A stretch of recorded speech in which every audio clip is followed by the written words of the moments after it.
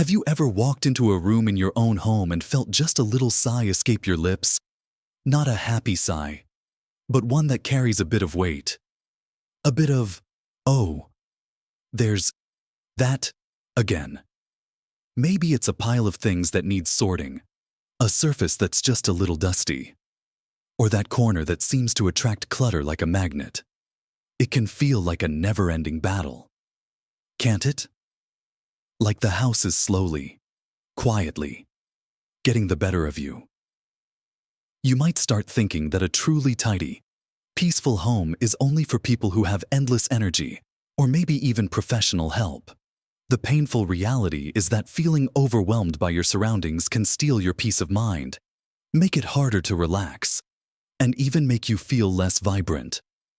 But what if I told you there's a secret to having a home that feels effortlessly tidy and peaceful, without spending hours scrubbing or organizing? It's not about marathon cleaning sessions. It's about simple, daily habits. In this video, we're going to explore 6 such habits, small, manageable actions that seniors with the most serene homes use every single day. They aren't complicated, they don't require special tools, and they certainly don't require you to be a professional organizer. They are habits that build peace, one small step at a time. These aren't chores that drain you, they're actions that empower you. Make sure you watch right to the very end, because there's something I'll share that might just surprise you. Now, let's dive into these simple yet powerful habits. The first habit, and one of the most foundational, is something I like to call the 5-minute sweep. This isn't about sweeping the floor, though that's important too. It's about taking just 5 minutes, maybe first thing in the morning or right after breakfast, to quickly tackle the most visible areas that tend to gather clutter. Think about the kitchen counter, the coffee table in the living room, the top of a dresser, or that one chair that collects mail and magazines. For just 5 minutes, set a timer if you like, and quickly put things back where they belong. Load a few dishes into the dishwasher, fold that throw blanket, straighten the magazines, deal with the mail, junk mail straight to the recycling, bills to a designated spot. It's not about perfection, it's about immediate impact.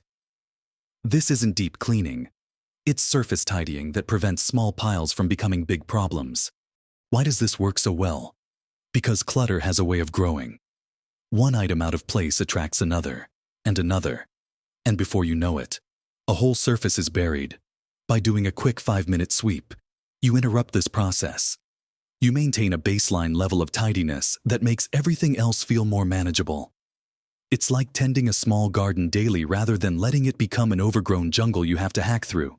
You might think, what difference can 5 minutes make? You'd be amazed. Those 5 minutes, consistently applied, keep the most used surfaces clear and inviting. It means when you walk into your kitchen for a cup of tea, you see a clean counter, not a jumble of stuff. When you sit down in your living room, the coffee table is clear for your book or cuppa. This small act sets a positive tone for your day, or helps clear the lingering bits from the morning. It reduces visual noise and instantly makes the space feel calmer. It's a habit that requires minimal energy but yields significant peace. You can do this in the morning, or maybe later in the day. Find the time that works best for you. The key is that it's daily and it's brief. Just 5 minutes. That's it. Following right on the heels of the 5-minute sweep. The second habit is what I call the bedtime reset. This is a little ritual performed just before you head to bed, taking perhaps another 5 or 10 minutes. Think about the things that tend to accumulate throughout the evening or day. A mug on the bedside table, clothes draped over a chair, shoes kicked off near the door, a few items left out in the kitchen after a snack.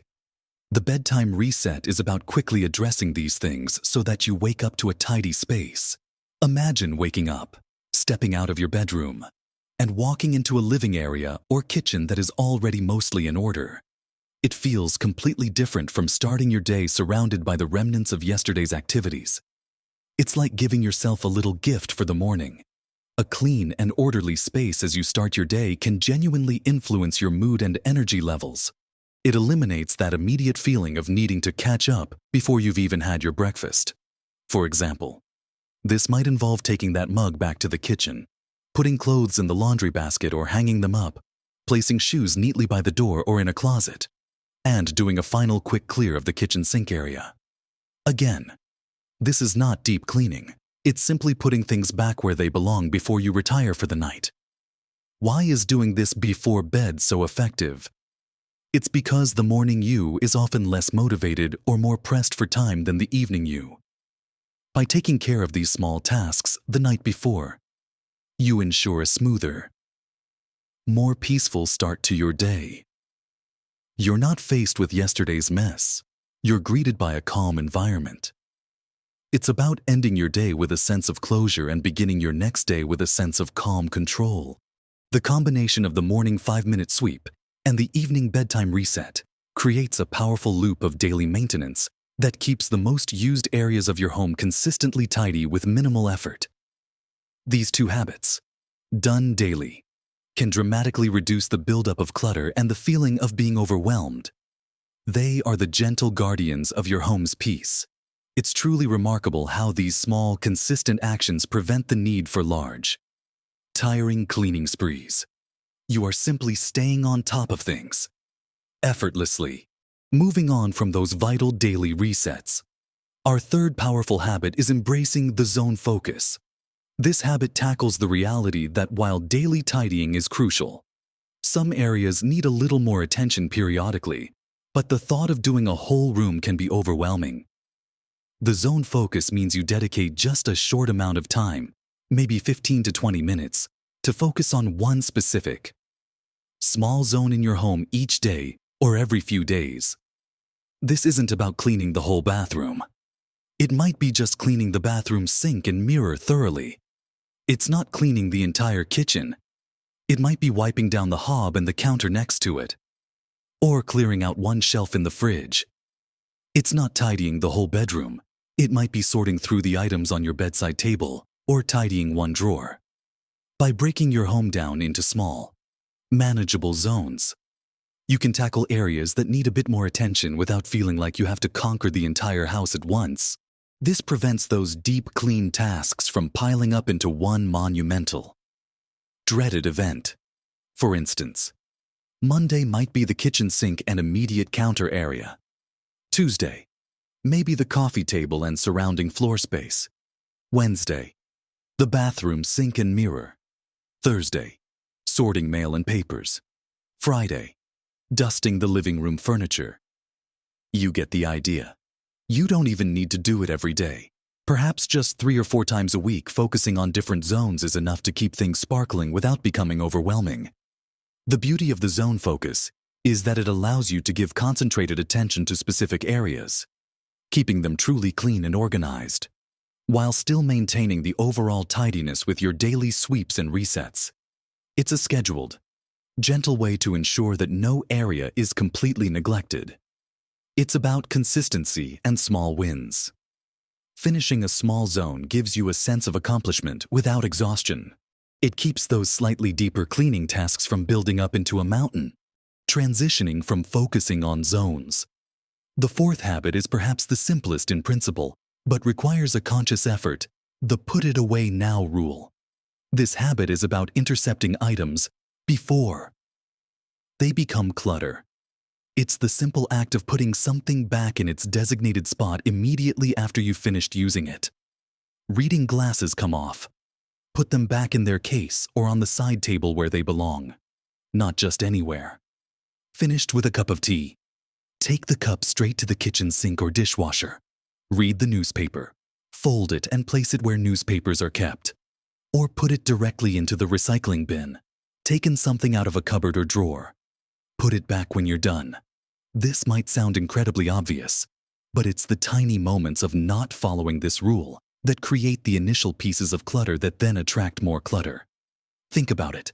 A single item left out is just one item. But that item sits there, and you place something else near it, and then something else, and suddenly you have a pile. By simply taking those extra few seconds to put something back right away. You stop the clutter cascade before it even begins. This habit requires mindfulness more than physical effort. It's about developing the automatic response to return items to their homes.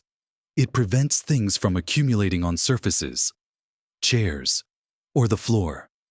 It means that your spaces stay clearer throughout the day, reducing the need for intensive tidying later. It feels counterintuitive because it's a little bit of effort right now. But that small immediate effort saves you much larger efforts later. It's a habit that prevents the problem rather than fixing it after it's occurred. It's truly one of the most effective habits for maintaining a continuously tidy space without feeling like you're constantly cleaning. Moving on to our fifth crucial habit. We come to something that can cause significant visual and physical clutter if not managed: the laundry loop. Laundry is one of those tasks that, if left unattended, can quickly take over chairs, sofas, and even entire rooms with piles of clothes, clean, dirty, and everything in between. The laundry loop habit is about establishing a consistent, manageable routine for dealing with laundry so it never piles up to an overwhelming degree. For many seniors, doing multiple large loads in one day can be physically demanding. The laundry loop suggests a different approach: smaller, more frequent loads. This might mean putting in one load of washing every couple of days, or maybe even one small load every day if you have the capacity and need. The key is to process the laundry from start to finish. Wash, dry, fold, hang, and put away before the next load starts. Don't let clean clothes sit in a basket or on a drying rack for days. As soon as they are dry, fold or hang them and put them away in your drawers or wardrobe. This prevents the accumulation of those notorious clean laundry piles that seem to multiply on every available surface. Similarly, have a designated spot for dirty laundry, and make sure clothes go into the hamper, not just near it. The laundry loop isn't about doing more laundry. It's about spreading the task out and completing the cycle for each batch. This makes it much less physically demanding and keeps your home free from laundry-related clutter. It ensures that your living spaces remain areas for relaxation and enjoyment, not temporary storage zones for clothes. It brings a sense of order and peace to rooms that can easily become chaotic if laundry isn't managed consistently. It's a habit that directly impacts the tidiness of bedrooms, bathrooms, and any other space where laundry tends to gather. Now that we've covered those 5 essential daily habits: the 5-minute sweep, the bedtime reset, the zone focus, the put it away now rule, and the laundry loop, let's introduce our 6th habit, which I think is incredibly powerful, especially as we get older and life brings changes. This is the daily decluttering dot. Clutter isn't just about things being out of place. It's also about having too many things in the first place. Over the years, we accumulate so much. While the idea of decluttering an entire house can feel utterly impossible, the daily decluttering dot is about doing just that. One tiny, almost insignificant bit of decluttering each day. The habit is simple: identify and remove just one item from your home every single day. This isn't about spending hours sorting through boxes. It's about noticing one thing during your day that you no longer need, use, or love, and getting rid of it. Maybe it's an old magazine or newspaper you've already read. Perhaps it's an expired spice in the cupboard. It could be a piece of clothing you haven't worn in years, a duplicate kitchen gadget, a dried-up pen, or a knick-knack that doesn't bring you joy anymore. Just one item. Put it in a donation box, the recycling bin, or the trash.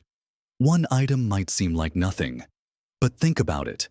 One item a day is 365 items a year. That's a significant amount of stuff leaving your home over time, without any major effort. This habit prevents the slow creep of accumulation. It makes decluttering a continuous, gentle process rather than a massive project. It keeps your home lighter and prevents drawers and cupboards from becoming overstuffed. This isn't about minimalism unless you want it to be. It's simply about preventing unnecessary clutter from taking root. It contributes profoundly to that feeling of peace and spaciousness in your home. Combine this with the other habits, and you're not just tidying, you're maintaining a home that feels truly calm and under control.